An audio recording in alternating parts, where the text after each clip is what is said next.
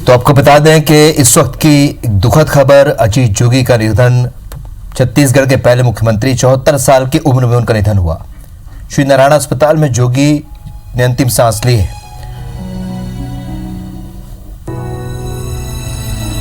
हमारे साथ इस वक्त IBS24 के मैनेजिंग एडिटर शिरीष मिश्रा जी हैं। शिरीष सर, जिस तरीके से छत्तीसगढ़ की राजनीति की शुरुआत की बात करें तो जब छत्तीसगढ़ की शुरुआत की बात होगी तब तक अजीत जोगी की भी बात होगी। राजनीति में एक अलग तरीके से, एक अलग चेहरे के रूप में वो जाने जाते हैं।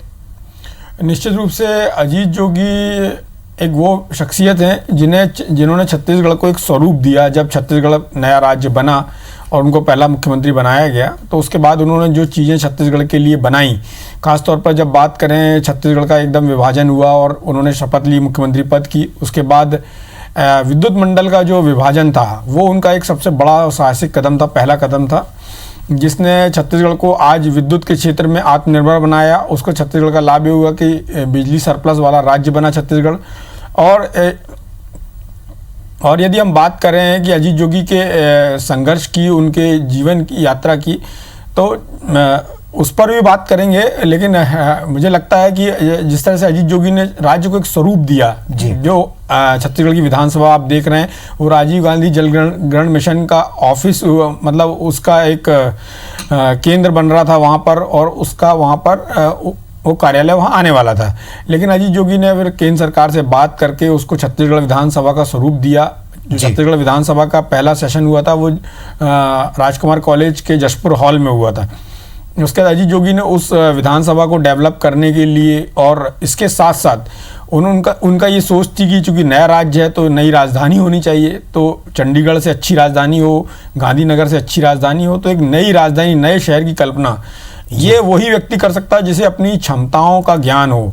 यदि आप अजीत जोगी के व्यक्तित्व को बहुत गहराई से देखें तो बचपन से ही वो एक क्षमतावान व्यक्ति थे, और पढ़ाई में मेधावी होने के साथ वो सभी तरह की विधाओं में पारंगत थे, चाहे वो खेलकूद का मामला हो, चाहे लेखन का मामला हो, चाहे वो वक्ता के रूप में, चाहे संगठनकर्ता के रूप में, चाहे राजनीति में नए पदों में नए लोगों को लाने में। आज आप प्रदेश में कांग्रेस की जो नई पौध देख रहे हैं जी, जिसमें आप शिव डहरिया कह सकते हैं, अमरजीत भगत कह सकते हैं, और ऐसे बहुत सारे नाम हैं जिनको उन अजीत जोगी ने आगे बढ़ाया, और एजाज ढेबर कह सकते हैं आप। ऐसे बहुत सारे लोग आप देखेंगे प्रदेश में जिनको अजीत जोगी ने बढ़ाया, और अपने साहसिक फैसलों के लिए तो वो जाने ही जाते हैं।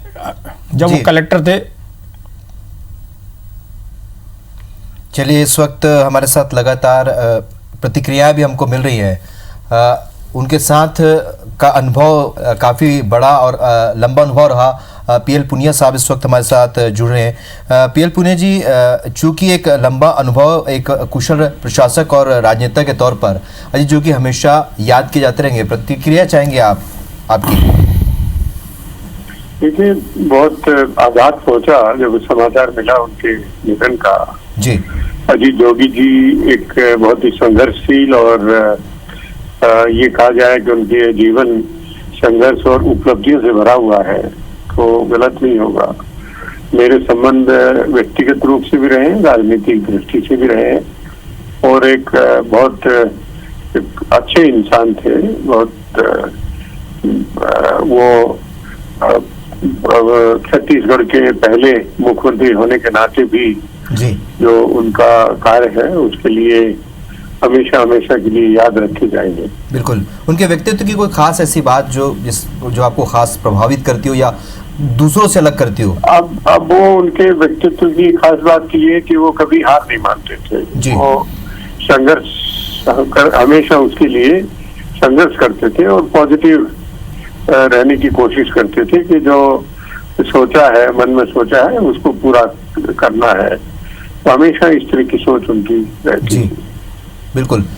यही जीवनता दुख हुआ है जानकारी बैठे, और ईश्वर उनको शांति प्रदान करे। और रेणु जोगी जी और उनके पुत्र, उनको भी मेरी बहुत ही संवेदना है इस दुख की घड़ी में। इसके अलावा क्या कर सकते हैं? बिल्कुल, और इसी जीवटता की वजह से जाने जाते हैं। शिरीष जी, PL पुनिया जी अभी हमारे साथ हैं, कोई ऐसा वाकया या शेयर करना चाहते हैं? पुनिया साहब, आप आप भी प्रशासनिक सेवा से आते हैं, अजीत जोगी जी भी प्रशासनिक सेवा से रहे हैं, तो दोनों का आपस में बौद्धिक स्तर पर, मानसिक स्तर पर, और एक आप लोग एक पार्टी में भी काम किए हैं, तो कैसा रहा? आपने उनको संसद में भी देखा है और उनको पार्टी में, संगठन में भी देखा है, तो आपने, जैसा कि आपने बताया कि वो संघर्षशील व्यक्ति थे और संघर्ष से कभी पीछे नहीं हटने वाले व्यक्ति थे, और ऐसी कौन सी खूबियाँ थी जिनको लेकर राजीव गांधी जी, उसके बाद फिर सोनिया जी के वो करीब रहे, और आपकी पार्टी में जो उस समय कांग्रेस के प्रथम, छत्तीसगढ़ के प्रथम मुख्यमंत्री के रूप में उनकी जो सेवाएं हैं उसको लेकर यदि आप कुछ बता सकें, शेयर कर सकें तो बहुत अच्छा होगा।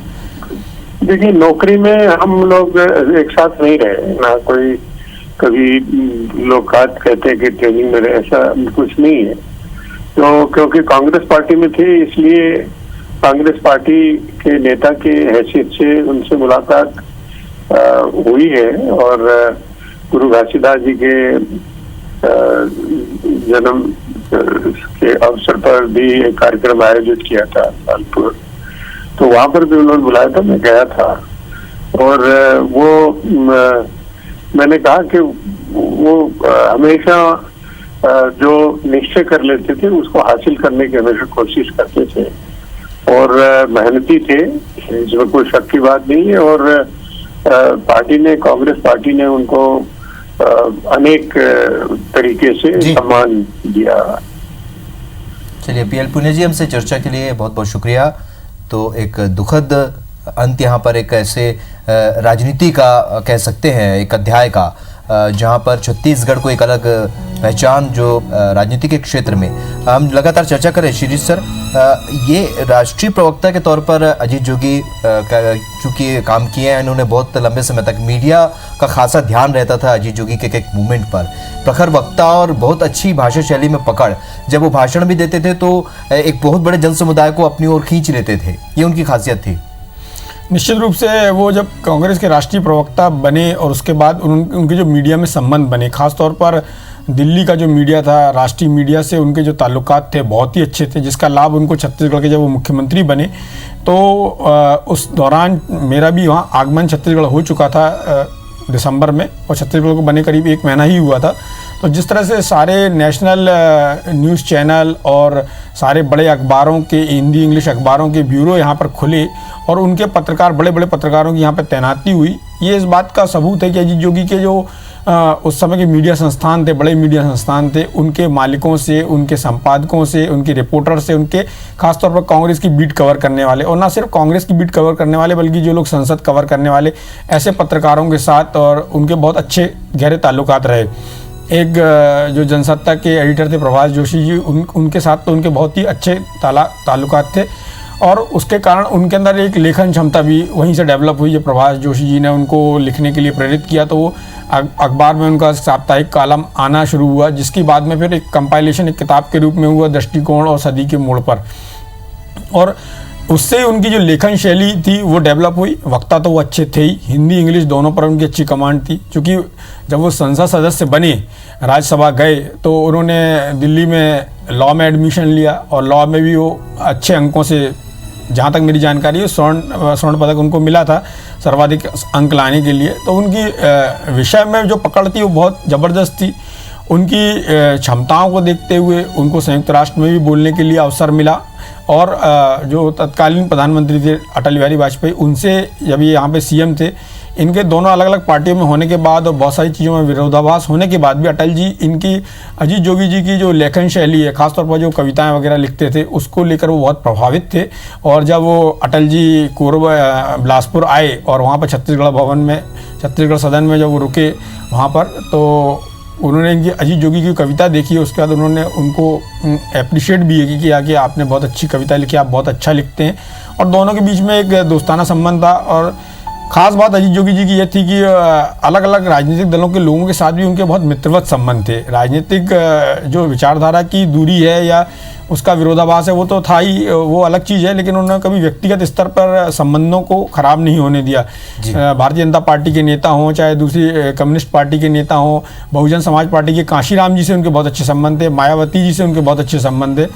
तो अलग अलग पार्टी, अलग अलग दलों के नेताओं के साथ उनके संबंधों का जो सिलसिला था, उसके बाद जब वो राष्ट्रीय प्रवक्ता हुए, उसका सबसे बड़ा लाभ उनको ये मिला कि पूरा देश उनको जानने लगा और उनके संपर्कों के कारण उनको, कांग्रेस को और उनको दोनों को लाभ हुआ जी। और जब वो छत्तीसगढ़ के सीएम बनकर आए यहाँ पर पहली बार, तो उसका सबसे बड़ा लाभ उनको ये मिला कि यहाँ पर नेशनल मीडिया छत्तीसगढ़ की खबरों को प्राथमिकता के साथ छापता था और छत्तीसगढ़ की खबरें प्रोमिनेंटली दिल्ली के अखबारों में छपती थी और उसका लाभ छत्तीसगढ़ को अलग जो बाकी और 2 राज्य बने थे, उत्तराखंड और झारखंड, उनकी तुलना में छत्तीसगढ़ को ज़्यादा वेटेज मिलता रहा है जी। और अजीत जोगी का ये प्रयास था कि ज़्यादातर चीज़ें ऐसी हों जिसका लाभ छत्तीसगढ़ को मिले। उन्होंने छत्तीसगढ़िया की भी एक परिभाषा दी थी जब उनके ऊपर इस तरह के आरोप लगे कि वो छत्तीसगढ़ में बाहरी और लोकल लोगों के बीच में डिफ्रेंशिएट कर रहे हैं। तो उनका कहना था कि जो तुरंत भी छत्तीसगढ़ आया है, लेकिन उसका छत्तीसगढ़ की धरती के प्रति, छत्तीसगढ़ की लोगों के प्रति यदि उसका प्यार है, यहाँ के लिए कुछ करना चाहता है, तो वो छत्तीसगढ़िया है। तो उन्होंने ऐसी सारी चीज़ों की कोशिश करी जिसमें कम से कम टकराव की स्थिति बनी और ख़ासतौर पर जिस जगह से वो आते थे, पेंड्रा मरवाही से जहाँ से वो आते थे, उसके प्रति उनका प्यार, प्रकृति के प्रति उनका प्यार, वो अलग अलग देखने को मिला। रेणु जोगी जी की जो किताब है उसमें उन्होंने अजीत जोगी के बारे में जितना लिखा है, उसमें अजीत जोगी की जहाँ जहाँ पोस्टिंग हुई, चाहे वो शहडोल में रहे हों, चाहे वो सीधी में रहे हों, चाहे वो रायपुर में रहे हों और चाहे वो इंदौर में रहे हों, जिन जिन जगहों पर वो रहे और वहाँ पर उन्होंने क्या काम किए, पर्यावरण से संबंधित उन्होंने क्या काम किए, कौन से उन्होंने जंगल के लिए उन्होंने क्या काम किए, आदिवासियों के लिए क्या काम किए। एक बड़ी घटना है, जब अर्जुन सिंह जी चुनाव लड़ रहे थे खरसिया में उपचुनाव, उस समय अर्जुन सिंह जी के खास लोगों में अजीत जोगी भी एक हुआ करते थे जी। तो वहाँ पर दिलीप सिंह जूदेव के साथ उनका मुकाबला था और दिलीप सिंह जूदेव जी के साथ मुकाबला अर्जुन सिंह जी का था, तो वो एक बड़ा टफ स्थिति थी जी। तो जैसा कि रेणु जोगी जी ने अपनी किताब में लिखा है कि अजीत जोगी, जब अर्जुन सिंह चूँकि बड़े प्रभावशाली नेता थे, तो उनके सामने सच बोलने का साहस बहुत कम नेता कर पाते थे। लोगों को ऐसा लग रहा था कि जो मध्य प्रदेश के मुख्यमंत्री हैं और ये उपचुनाव है, तो ऐसी स्थिति में वो बहुत अच्छे से चुनाव निकाल लेंगे। बिल्कुल। और वो जहाँ जहाँ जा रहे थे सभाओं में बड़ी भीड़ हो रही थी। तो जब अर्जुन सिंह ने बाकी नेताओं से पूछा क्या स्थिति, तो उन्होंने बोला बहुत अच्छी स्थिति है, हम बहुत अच्छे अंतर से जीत रहे हैं। जब अजीत जोगी की बारी आई तो अजीत जोगी से उन्होंने पूछा कि क्या स्थिति है, तो अजीत जोगी जी ने बोला कि साहब, आपको जो भीड़ दिख रही है इसका जीत हार से कोई संबंध नहीं है। यहाँ के आदिवासियों से मेरी छत्तीसगढ़ी में बात हुई है, उनका कहना है कि मुख्यमंत्री चुनाव लड़ रहे हैं, अच्छी बात है, लेकिन मेरा राजा भी 3 बार यहाँ पर आया है मेरे पास, तो ऐसी स्थिति में तो राजा को ही वोट दूंगा। तब अर्जुन सिंह जी चूंकि चीज़ों के बहुत समझदार व्यक्ति थे, बोलते कम थे, समझते ज़्यादा थे, आंखों से ही ज़्यादा उनकी राजनीति का जो जिसका बोलना चाहिए प्रभाव देखा गया। तो अर्जुन सिंह जी ने उनकी बात को समझा और इनको समझ में आया कि हमको बहुत मेहनत करने की ज़रूरत है। और जब रिजल्ट आया तो अर्जुन सिंह जी मात्र 8,500 वोट से जीते, जो उनके लिए शॉकिंग था। और तब उनको अजीत जोगी जी की बात याद आई कि उन्होंने जो बोला वो एकदम सही बोला था। और वहाँ से इनको एक बात और समझ में आई कि जो भी व्यक्ति दिलीप सिंह जूदेव को फंडिंग कर रहे हैं या उनके पीछे हैं, उसमें तेंदुपत्ता लॉबी है जी। तो उन्होंने फिर तेंदुपत्ता के सरकारीकरण की जो शुरुआत हुई, जिसमें आदिवासियों को 2 तरह से पैसा मिलने लगा। पहला उनके पारिश्रमिक के रूप में, फिर जब बिकने के बाद जो पैसा बचता था, जो इसको लाभ कह सकते हैं, उसमें बोनस के रूप में। और वहाँ से भारत में ये जो तेंदुपत्ता की नीति पर जो परिवर्तन आया और उसके कारण मध्य प्रदेश छत्तीसगढ़ में आज भी वही तेंदुपत्ता की नीति लागू है। इवन 5-15 साल यहाँ भारतीय जनता पार्टी की सरकार होने के बाद भी उसमें ज़्यादा परिवर्तन नहीं हुआ और उसका लाभ आदिवासियों को सीधे तौर पर मिला। तो यदि ये बोला जाए कि उन्होंने आदिवासियों के लिए सच्चे मायने में सोचा करा, तो इसमें कोई अतिशयोक्ति नहीं होगी। और उन्होंने लगातार जो भी उनके एक्शन कहें हम या उनकी विचारधारा कहें, वो गरीबों के प्रति, दलितों के प्रति और ऐसे लोगों के प्रति जो गरीबी में हैं उनके प्रति उनका जो नज़रिया था, उनका बातचीत करने का तरीका था। मैंने कई अवसरों पर देखा, जब उनके घर में मैं कभी मिलने गया तो देखा कि छोटे छोटे बच्चों तक के फ़ोन आते थे और वो उनसे छत्तीसगढ़ी में बात करते थे। वो जितने स्नेहपूर्ण ढंग से वो बात करते थे तो लोग बहुत अपनापन महसूस करते थे। उनका जो फ़ोन नंबर था वो आम लोगों के लिए था, वो हर आदमी का फ़ोन उठाते थे। और जब वो मुख्यमंत्री भी थे तब भी उस समय की बात भी बता रहा हूँ कि यदि कोई व्यक्ति वहाँ पर सीएम हाउस में फ़ोन करके अपना मैसेज छोड़ देता था तो अजीत जोगी जब लौट के आते थे तो उसके बाद वो उस व्यक्ति को फ़ोन लगाकर उससे बात करते थे। मेरा खुद का अनुभव भी है उस समय का, क्योंकि मैं उस समय ट्रेनी जर्नलिस्ट था यहाँ पर। तो अजीत जोगी की एक खास बात थी कि वो उनको लोगों से मिलने में, बात करने में, संवाद करने में कहीं कभी कोई संकोच नहीं महसूस होता था। और जहाँ तक उनकी अपनी क्षमताओं की बात है तो एकेडमिक्स में वो बहुत अच्छे थे। और जब सदन में, विधानसभा के अंदर जब बहस होती थी और उसमें भी जो अपनी बातें रखते थे बड़े प्रभावशाली ढंग से रखते थे। ये बात भी जरूरी कि जिस चीज़ की वो जिद करते थे उस चीज़ को वो करवाना उनकी आदत में या उनकी प्रवृत्ति में शामिल था कि वो उसको करवा के ही दम लेते थे। 3 वर्षीय चिकित्सा पाठ्यक्रम की बात करूं, जिसके कारण आज देश में एक छत्तीसगढ़ में बात करें तो बहुत सारा स्वास्थ्य के क्षेत्र में सुधार देखा गया है। तो वो जो उनका 3 वर्षीय चिकित्सा पाठ्यक्रम था, उसका उनका कॉन्सेप्ट ही ये था कि कम से कम जो छत्तीसगढ़ में लोग डायरिया, मलेरिया से लोगों की जो डेथ होती है उसको कम से कम रोका जाए। उनका कहना था कि छत्तीसगढ़ में जो गरीब आदिवासी है, जो सुदूर अंचलों में रहता है, वो बड़ी बीमारियों से उसकी मौत नहीं होती है, उसकी मौत बहुत छोटी बीमारियों से होती है। क्योंकि पेंड्रा एक ऐसा इलाका है जहाँ मलेरिया से हर साल बहुत मौतें होती हैं, और सरगुजा भी ऐसा इलाका है जहाँ पर डायरिया से मौत होती है, बस्तर में मलेरिया से बहुत मौत होती है। तो उनके दिमाग में आया कि आदिवासियों तक कम से कम दवाई पहुंचाने वाला, उनको ठीक से इंजेक्शन लगाने वाला कोई ऐसा व्यक्ति हो जो 3 साल पढ़ के, जैसे डॉक्टर के कंपाउंडर जैसे व्यक्ति होते हैं जिसको स्वास्थ्य के बारे में जानकारी हो, शरीर रचना के बारे में जानकारी हो, ऐसे व्यक्ति तैयार किए जाएं। तो ये भी एक बड़ी सोच थी उनकी सोच में। एक आम आदमी होता था, एक गरीब व्यक्ति होता था, क्योंकि वो एक ऐसे परिवार से आते थे, एक छोटी जगह से आते थे, तो उनके मन में इस बात को लेकर हमेशा रहता था कि छोटे व्यक्ति के लिए कुछ करना है। उनका जो लेखन था उसमें भी गरीबों के प्रति और जो निरीह लोगों उनके प्रति संवेदना साफ दिखाई पड़ती है। उन्होंने एक कहानी भी लिखी है, फूल कुंवर करके। उस कहानी में इस वक्त आपको रुकूंगा शिरीष सर। इस वक्त राज अवस्थी, उनके पारिवारिक मित्र हमारे साथ इस वक्त जुड़ रहे हैं। जिस तरीके से जोगी जी का चला जाना, कितना बड़ा आप क्षति देखते हैं राज जी, और आप तो पारिवारिक मित्र हैं, काफ़ी लंबा उनके कामकाज को लेकर भी आप जानते हैं कि किस तरीके से उनका कामकाज रहा है। तो मेरा सबसे पहला सवाल तो यही है, या प्रतिक्रिया चाहूँगा आपसे कि क्या कहना चाहेंगे, क्योंकि अब वो हमारे बीच नहीं है।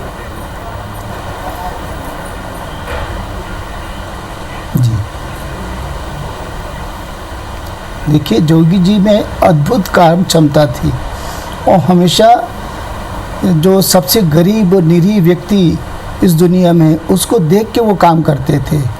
रात को 12-1 बजे तक वो सोते थे और सुबह 4-5 बजे फिर से जग जाते थे और लगातार 2 घंटे एक्सरसाइज करके 6-7 बजे अपने काम में लग जाते थे। और पूरे समय वो जनता की चिंता में लगे रहते थे कि मैं इनके कैसे भला कर सकूँ, गरीब आदिवासियों के लिए है, और गरीबों तक हमारा सरकार का मैसेज कैसे पहुँचे, उनके जन धन की, उनके स्वास्थ्य की, उनके सबसे पहले उन्हें धान का वर्क फॉर धान की कोठे के कोठे लोगों के काम करने के लिए इकट्ठा करवाए, और बहुत ही अद्भुत कार्य क्षमता के धनी थे। और उन्होंने अपना जीवन जबलपुर में असिस्टेंट कलेक्टर के रूप में शुरू किया, तब से मैं उनको जानता हूं। और उनकी शादी डॉक्टर रेणु जोगी से जबलपुर में ही हुई, और पहली पोस्टिंग एज ए कलेक्टर वो सीधी में हुई। सीधी में भी उन्होंने बड़ी विषमता से काम किया, जहाँ पर अर्जुन सिंह जी मंत्री रहते थे और चंद्र प्रताप तिवारी, दोनों एक दूसरे के घनघोर विरोधी थे। उसके बीच में काम करना और विकास करना उनसे सीखना चाहिए। सबसे तालमेल बैठा के, बड़े से छोटे से, गरीब से, ऊंचे से नीचे से, और बड़े मेहनती व्यक्ति थे। बहुत बड़ी क्षति हुई मेरे परिवार को, और मेरा उनसे खून से बढ़ के रिश्ता था। मुझे वो ये परिचय कराते थे, मेरा सगा साला है। उन्हें कभी नहीं बोला कि मेरा कार्यकर्ता है या मेरा वो है। उन्हें सदैव मुझे बोला ये मेरा सगा साला राज अवस्थी, और मैं बहुत दुखी हूँ और मैं ज़्यादा बोलने की स्थिति में नहीं हूँ, क्योंकि इतने साल हो गए 1973 से लेकर अभी तक। और डॉक्टर रेणु जी इनके संपर्क। जी राज अवस्थी जी, जी बोलिए। आपकी रत्नेश सालोमन जी से बहुत घनिष्ठता थी, आप दोनों एक भाई की तरह रहे हैं। और चूँकि मैं भी आपके शहर से हूँ तो मैं इन चीज़ों को जानता हूँ कि आपका अजीत जोगी जी से जुड़ाव किस तरह का रहा है। बिल्कुल, बचपन से। जी, तो मैं ये जानना चाहता हूँ कि आपने उनके साथ हर समय देखा जब वो प्रशासनिक अधिकारी थे और आप लोग छात्र नेता हुआ करते थे, आप और रत्नेश जी छात्र नेता थे। उसके बाद फिर रत्नेश जी पॉलिटिक्स में आए और उसके बाद मंत्री बने। तो अजीत जोगी जी भी आपके सामने फिर वो प्रशासनिक सेवा छोड़कर फिर मुख्यमंत्री बने और इस दौरान आपका भी कार्यकाल छत्तीसगढ़ में कुछ रहा। जी।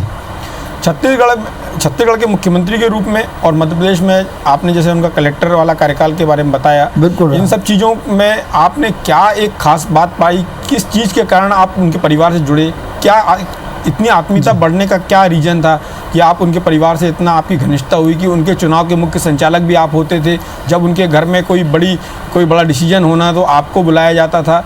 इन सब चीज़ों के पीछे क्या वजह थी? हर चुनाव के जी राजा अवस्थी जी, इस आत्मीयता की वजह क्या थी? वजह ये थी कि वो बड़े दिल के साफ थे और जिससे एक बार संबंध हो गए सो हो गए। वो मुझे अपना आत्मीयता की वजह एक दूसरे के प्रति पारदर्शिता थी, बिल्कुल किसी प्रकार का उसमें हानि लाभ का कोई प्रश्न नहीं था। ये जैसे परिवार होता है अपने आप, ये ऐसा लगता है मुझे पूर्वजन्म के संबंध थे, ऐसा मुझे प्रतीत होता है, क्योंकि मेरे संबंध रत्ने सोलोमन से भी बढ़ के थे, जैसा मैं अपने आप को महसूस करता हूँ। हो सकता हो ना हो, बट मुझे महसूस होता था। तो ये मैं पूर्वजन्म के संबंधों पर, हिंदू अपने रीति रिवाज के अनुसार मेरे पूर्वजन्म के संबंध रहे होंगे, इसी कारण अजीत जोगी मुझे इतना चाहते थे। पूरे तीनों जितने भी उनने चुनाव लड़े हैं, उस सब चुनाव में मैं उनका इलेक्शन एजेंट होता था। वो कभी वो अपने क्षेत्र में आते ही नहीं थे। मरवाही में एक बार फॉर्म भरते थे बिलासपुर में और बोलते थे मेरा सगा साला यहाँ रहेगा और तुम लोग इससे मिलिए, और उसके बाद सीधे वोट डालने आखिरी दिन आते थे जोगी जी, और करीब 50,000 वोटों से हमेशा ऊपर से जीते वो। जनता उनको गजब का चाहती थी, गजब का। मैंने ऐसा प्रेम, हरिजन आदिवासी और सामान्य वर्ग के लोग भी उनसे बहुत जुड़े थे। जैसे मैं खुद पंडित हूँ और वो मेरे घर के सबसे बड़े हैं, इस तरह से उनसे प्रत्येक व्यक्ति उनसे जुड़ा रहता था। राजा अवस्थी जी, बहुत लंबा अनुभव, चूँकि 1986 में उन्होंने राजनीति में कदम रखा। आप कलेक्टर के दौर से उनसे परिचित रहे हैं। क्या कुछ स्ट्रेटेजी उनके दिमाग में थी, क्योंकि एक कुशल प्रशासक तो थे, कलेक्टर होने के नाते एक अच्छा प्रशासक थे, राजनेता होने के कारण इसलिए भी वो सफल रहे क्योंकि उनकी प्रशासनिक पकड़ पहले अच्छी रही है। आपने तो देखा है पूरा मूवमेंट। बहुत अच्छी थी, पूरा एकदम देखा है। वो हर चीज़ को बारीकी से जानते थे, सारे अधिकारी को कार्य करने की क्षमता को, और बड़ी बारीकी से वो हर चीज़ को समझते थे। कोई भी अधिकारी उनको गुमराह नहीं कर सकता था। वो कानून जानते थे, कानून कैसे अप्लाई होना है, ये आम जनता तक कैसे पहुंचेगी हमारी ये बात, वो भली भांति तरीके से लागू कराते थे। जैसे उन्हें बिलासपुर से सड़कें बहुत ख़राब थी, आपको 2000 के समय बिलासपुर, रायपुर से बिलासपुर, अंबिकापुर रोड बहुत ख़राब था। तो जोगी जी ने क्या किया कि चीफ से प्रिंसिपल सेक्रेटरी आपके PWD और चीफ इंजीनियर को बोला कि जाइए आप रोड में अंबिकापुर होके आइए जी। जब वो लौट के आए तो बोले कैसा लगा, अब इसको इतने समय के अंदर आपको बनाना है। बहुत ही यानी अत्यधिक मतलब प्रशासनिक क्षमता थी उसमें। वो अधिकारियों को वो बाकायदा वो अवगत कराते थे कि आप स्वयं उसको देखें जाके और इतने दिन में उसको निर्माण करके दें समयबद्ध तरीके से। ये सारे जितने छत्तीसगढ़ में जितने भी निर्माण हुए हैं, जो भी आगे बढ़ा वो जोगी जी के समय से हुआ है, और उसी को आगे गवर्नमेंट थोड़ा थोड़ा बढ़ाती रही। लेकिन जो भी इंफ्रास्ट्रक्चर का डेवलपमेंट हुआ है वो जोगी जी के समय ही हुआ है, इसमें कोई गलत बात नहीं है। राजा अवस्थी जी, लगातार आप उनसे जुड़े रहे और उनके हर मूवमेंट में उनके साथ रहे। जो भी हर आदमी से मिलते थे, मिलने वाले में ऐसा कोई नहीं था जी। तो उनकी शादी से लेकर तमाम जो घटनाक्रम रहे हैं, जो मूवमेंट रहे हैं, उनके जिंदगी के महत्वपूर्ण पहलू हैं, उनके अमित जोगी के जन्म से लेकर तमाम जो पहलू रहे, सबसे यादगार क्षण आपके उनके साथ क्या रहे? जी यादगार सबसे बड़ा था कि हम लोगों ने छत्तीसगढ़ में पद यात्रा की थी, पूरे छत्तीसगढ़ की, करीब महीने 1.5 महीने की। वो अपने ये जो जहाँ हीरा खदान निकलती, राजभोग क्या बोलते, देवभोग, वहाँ से शुरू करके बिलासपुर तक रतनपुर नदी तक। नाले कूदते फांदते, नदी तो तैरते हुए गए हम लोग। देवभोग से शुरू हुई और बिलासपुर अंबिकापुर में जाके समाप्त हुई। और पैदल ही जाते हो, जैसे मान लो कोई पहाड़ आया तो पहाड़ चढ़ गए, कोई नदी आई तो नदी से निकल के गए। पैरों में छाले पड़ गए थे जोगी जी के, हम सब लोगों के। और एक एक गांव में लोगों की समस्याएं सुनी उनने, एक एक जगह रुके और काफ़ी महीनों की यात्रा थी, बहुत लंबी यात्रा थी। सबसे अच्छे मुझे क्षण वहीं लगे उनके जीवटता के। चलिए राजा अवस्थी जी, आप हमारे साथ बने रहिए। इस वक्त चंद्रशेखर साहू जी लगातार प्रतिक्रिया हमसे मिल रही है। चंद्रशेखर साहू जी इस वक्त पूर्व मंत्री हमारे साथ जुड़ रहे हैं। चंद्रशेखर जी, एक कुशल प्रशासक, राजनेता, बड़ा अनुभव आपका भी उनके साथ कामकाज का रहा। किस तरीके से देखते हैं, क्या कोई ऐसा घटनाक्रम जो आप याद करते हैं अजीत जोगी के साथ गुजारा हुआ? नहीं, निश्चित रूप से जब वो यहाँ के कलेक्टर हुआ करते थे तब से हम लोग उनसे परिचित थे और छत्तीसगढ़ निर्माण को लेकर उन दिनों भी बातचीत होती थी। और एक बार जब रायगढ़ से वो सांसद हुआ करते थे तो मैं महासमुंद से लोकसभा में पहुंचा था सतत रूप में। तो जब चर्चा हुई तो उन्होंने कहा कि हम छत्तीसगढ़ के लिए एक साथ लड़ेंगे। इस प्रकार से छत्तीसगढ़ के प्रति और छत्तीसगढ़ राज्य के निर्माण के प्रति उनके शुरू से प्रतिबद्धता थी। और न केवल राजनेता बल्कि एक अच्छे प्रखर सांसद के रूप में, एक अच्छे पार्लियामेंटेरियन के रूप में हमने देखा है उन्हें लोकसभा में भी, राज्यसभा में भी। और छत्तीसगढ़ के खासकर वंचित तबकों के लिए, अनुसूचित जाति, जनजाति, पिछड़े वर्ग के लिए निश्चित रूप से उनकी सोच एक विशिष्ट थी और सबके उत्थान के लिए उन्होंने पूरा प्रयत्न किया है। मैं उनके निधन पर अपनी ओर से, अपने मित्रों की ओर से कोटि कोटि श्रद्धांजलि देना चाहूंगा और कोटि कोटि श्रद्धा सुमन अर्पित करता हूँ।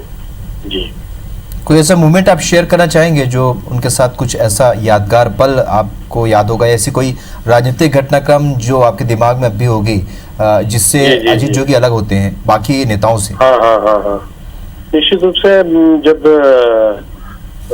हम लोग एक विषय पर मिले थे जी, जब वो मुख्यमंत्री नहीं बने थे तो उस समय तेंदुपत्ता का विषय चल रहा था जी।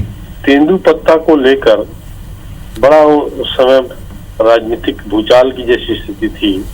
जब अर्जुन सिंह जी मुख्यमंत्री थे और जोगी जी राज्यसभा के सदस्य के रूप में, उस राज्य स्तरीय मध्य प्रदेश के दिनों की बात है जी।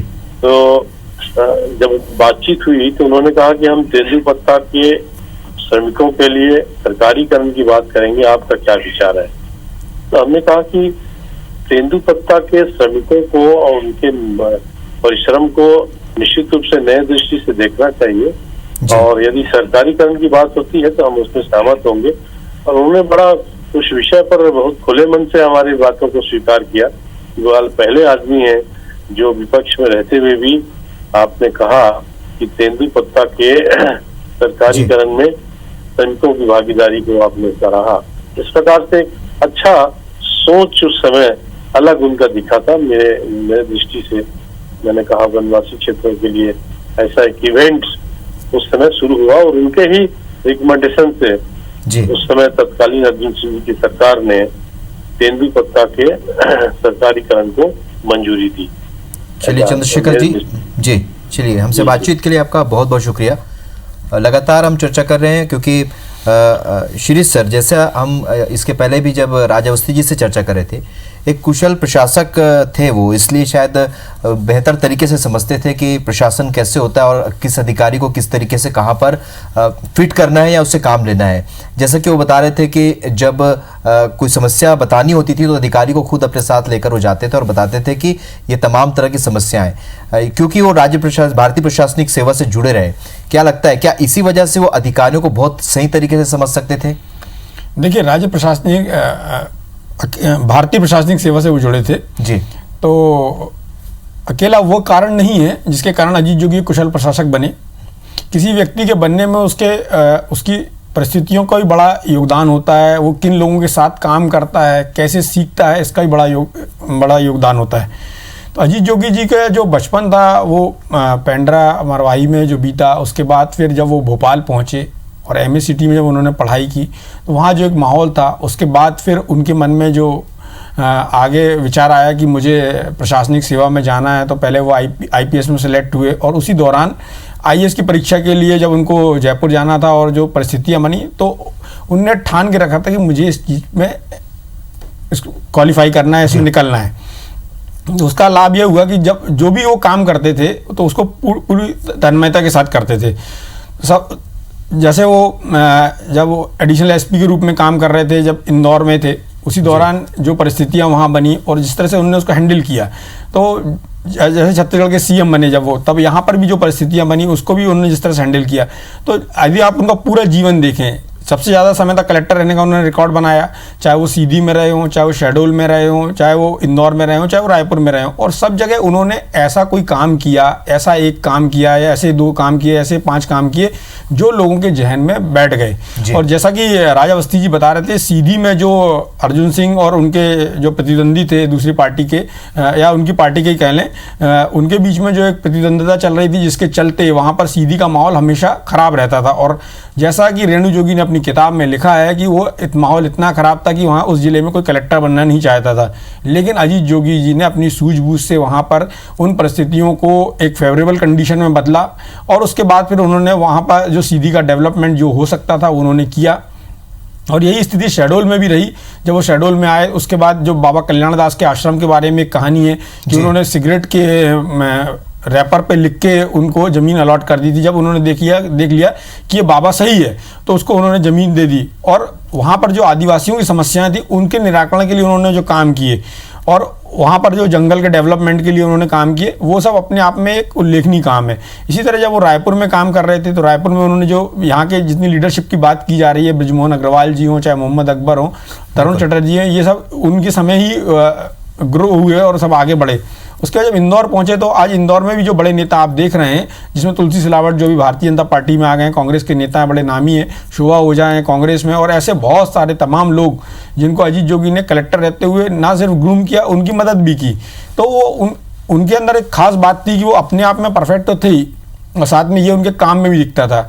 समय की पाबंदी उनके जीवन में हमेशा देखी गई, जब वो कलेक्टर थे तब भी और जब वो मुख्यमंत्री थे तब भी। मुख्यमंत्री के रूप में मैं एक वाक्य बताना चाहूँगा कि उनके मुख्यमंत्री निवास पर जनदर्शन का कोई टाइम फिक्स नहीं था। जो भी व्यक्ति आता जाता था और यदि उस समय जोगी जी अवेलेबल हैं तो वो लोगों से बात कर लेते थे।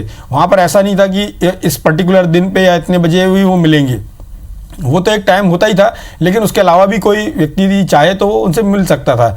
ये सबसे उनकी खास बात थी। और दूसरा, वो किसी भी पेपर को, कोई कागज़ उनको सौंपा जाता था उसको पूरा पढ़ने की उनकी आदत में था, उसमें रिमार्क देना और उसमें ताकि उसमें कार्रवाई हो सके।